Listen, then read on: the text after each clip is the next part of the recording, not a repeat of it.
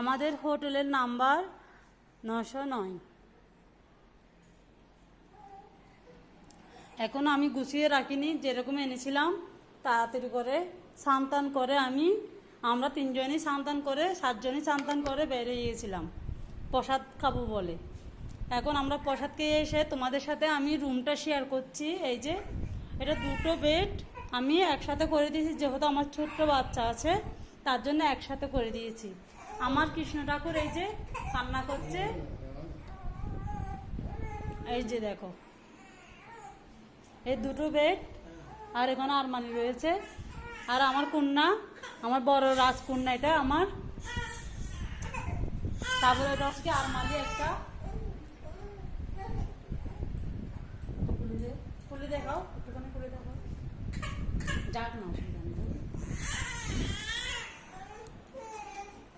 এই দেখো আরমালি। তোমরা জিনিসপত্র বলো, কাপড় জামা এখানে সব রাখতে পারবে। এই যে তারপরে রয়েছে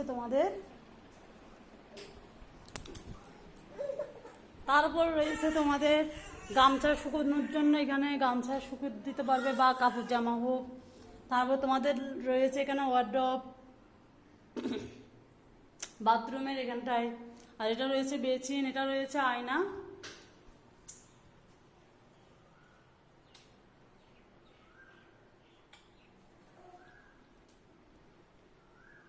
এটা রয়েছে আয়না, আর এটা রয়েছে স্নান করা, আমরা স্নান করে চলে গেছিলাম। এটা ঝর্ণা রয়েছে, এখানে রয়েছে গিজার, এখানে 2টো কল রয়েছে, এখানে বালতি মগ রয়েছে, খুবই ভালো। এখানে সাবান রাখার। আর দেখো এটা হচ্ছে কি আলাদা, এটা হচ্ছে কি আলাদা বাথরুম, মানে টয়লেট। এটা হচ্ছে আলাদা টয়লেট, এখানে গামছা রেখে দিতে পারবে। এই যে একদম পরিষ্কার পরিচ্ছন্ন, একদম পরিষ্কার। কিন্তু তোমরা যদি কিছু জানতে চাও অবশ্যই আমাকে কমেন্ট করো, আমি তোমাদেরকে কমেন্টের মাধ্যমে উত্তর দেবো। আর আমাদের এই হোটেলটা কেমন হয়েছে অবশ্যই, আমাদের যে হোটেলটা ভাড়া নিয়েছি কেমন হয়েছে অবশ্যই জানাবে। এটা বাথরুম, এটা হচ্ছে কি স্নান করার, ঠিক আছে। আর এটা হচ্ছে কি খোলামেলা বাইরে জায়গা একদম। এই দেখো এখানে সবাই কাপড় জামা শুকোতে দেবে, এই যে কাপড় জামা শুকোতে দেওয়ার জায়গা আছে।